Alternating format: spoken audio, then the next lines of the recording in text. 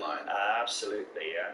And so, for that reason, many people still think that I am ejecting people with DMT. No, that was never the aim, that I would be kind of running these studies.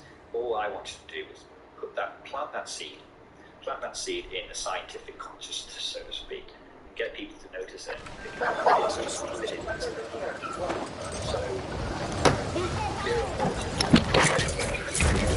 What kind of fucking lecture are you listening to, dog?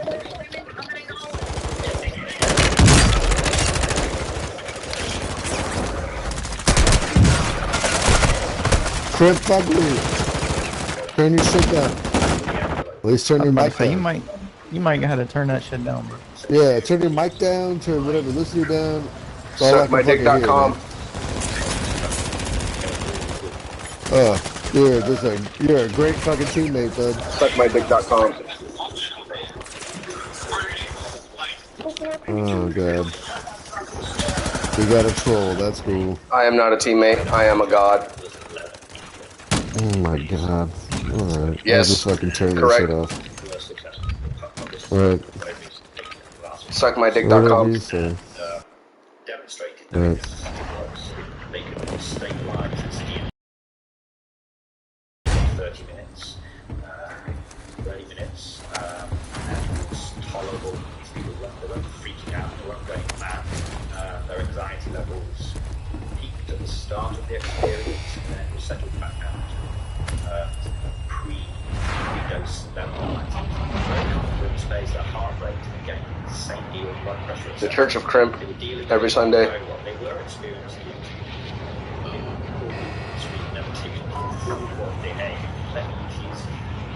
nothing like that. That would be absurd. Yeah, it was completely safe, completely tolerable. There's a group in Basel now, in Switzerland, who have extended meetings. They just published their paper on this, and again, able to stabilize the experience for 90 minutes at several dose levels. So you can have a light experience, or you can push it right through to bring the same kind of level of brain concentration as you would get by taking multiples of pure DMT, making the real DMT, serious DMT experiences. Lickmynuts.com. Extended and controllable in real time.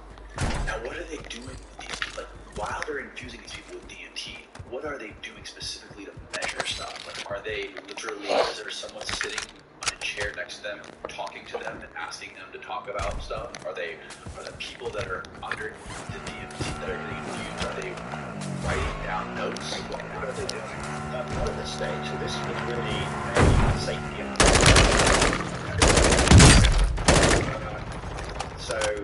so no, they didn't have that. They were getting measurements of things like intensity or entities.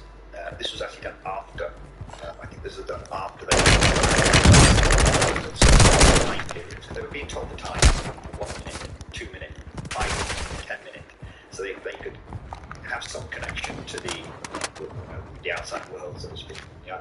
And then after the experience, they were able to report various characteristics of their knowledge, subject how intense were the effects, were there a lot of entities, scale of 1 to 10, how many entities were there, things like this, very broad, kind of coarse-grained data, just to establish that there wasn't nothing horrible was going to happen. You induce into this kind of state, which is, could have been possible, right? But in my, what are we going to do with this then? Next question. If it works and it's safe, it's tolerable, what do you do with that? And I think, yes, we need to have real-time delivery of information from this DMT space, from these beings, back to the team waiting on the other side. You can't remember everything. Right. If I asked you to remember everything that happened in the last 30 minutes, you give me a detailed breakdown, you would struggle. So imagine doing that in the DMT experience.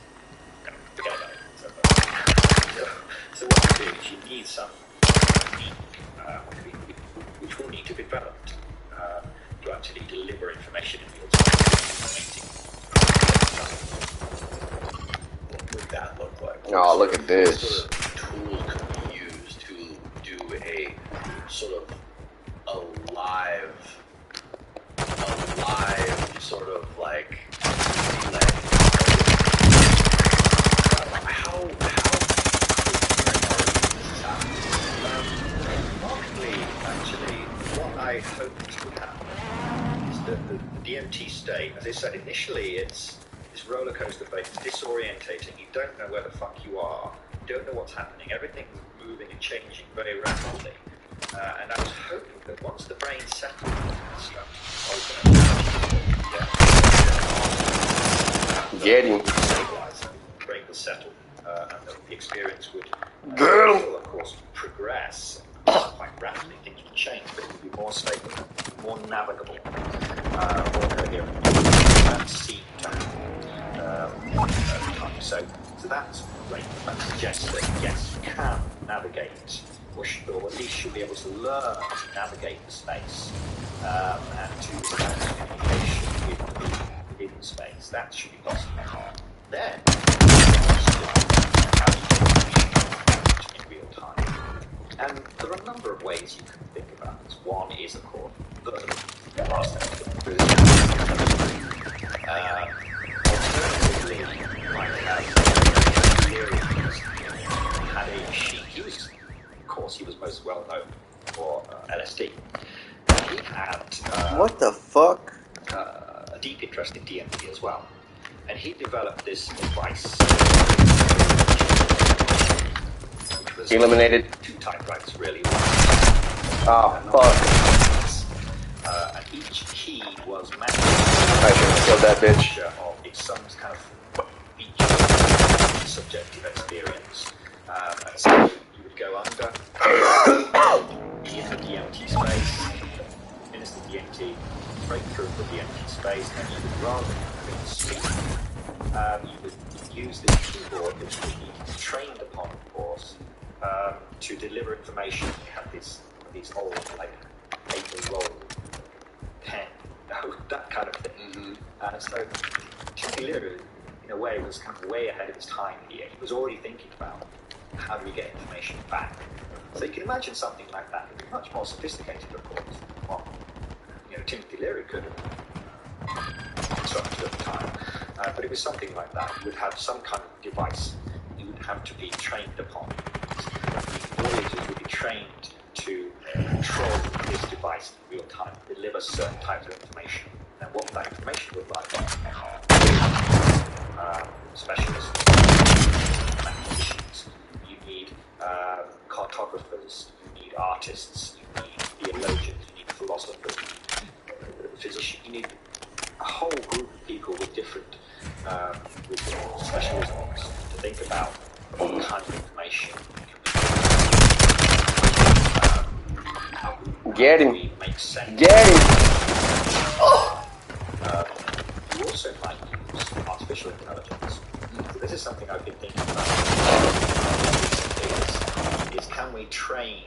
It's like if I start speaking a foreign language, you can't understand. If I start speaking Japanese now, I won't do it, but I'll embarrass myself. But if I start speaking Japanese now, Oh my god.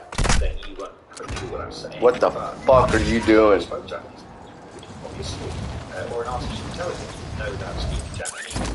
Now, if I start speaking the DMT language, in other words, if I start delivering information out of the DMT world as it's occurring, whether it's through a device, whether it's verbally, or even perhaps even measuring neural activity, nobody on the outside, the people, might be able to make sense of this, but AI might.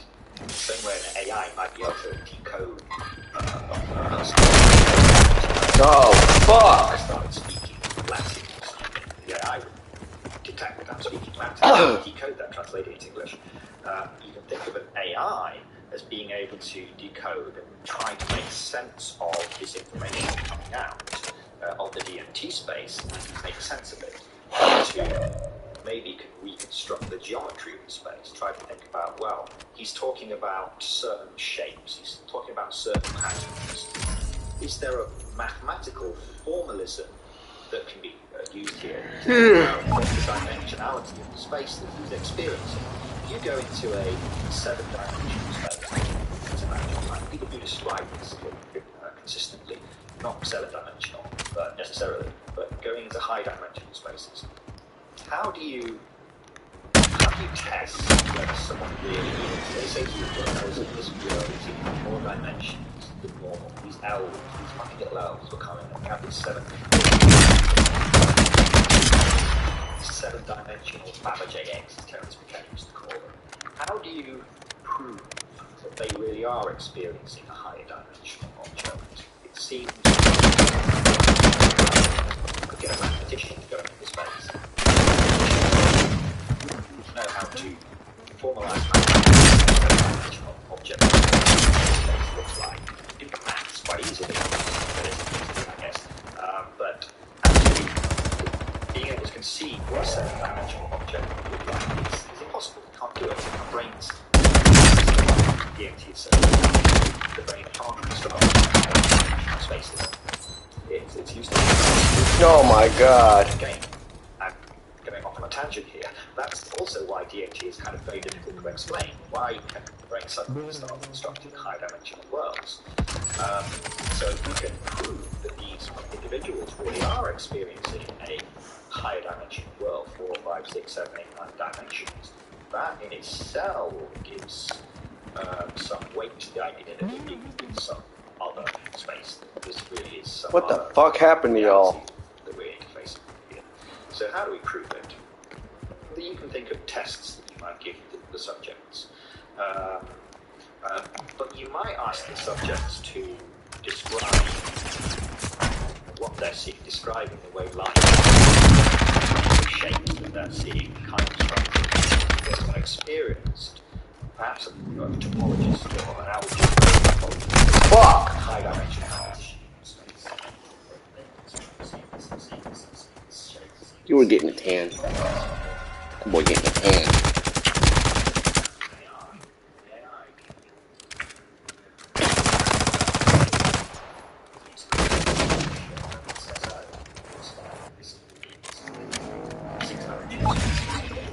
So I mean, right, so the AI interprets data that looks like fragmented pieces of information, bring it together and say what Too light. really cool AI is trained on high dimensional data sets.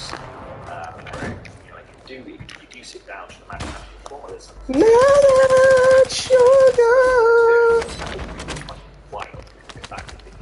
What I did so wrong. Could achieve this and figure out So wrong. exactly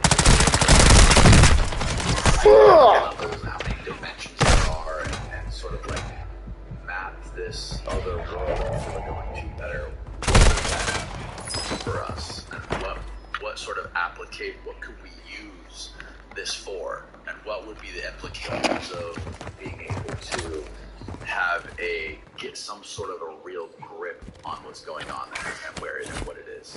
well, there are a number of levels here. So, first of all, the fact that we have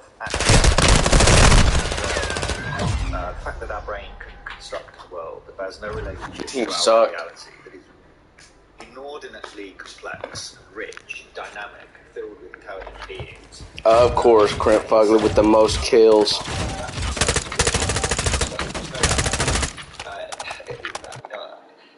So I think even if you don't accept that we're interfacing with some actual other autonomous intelligence,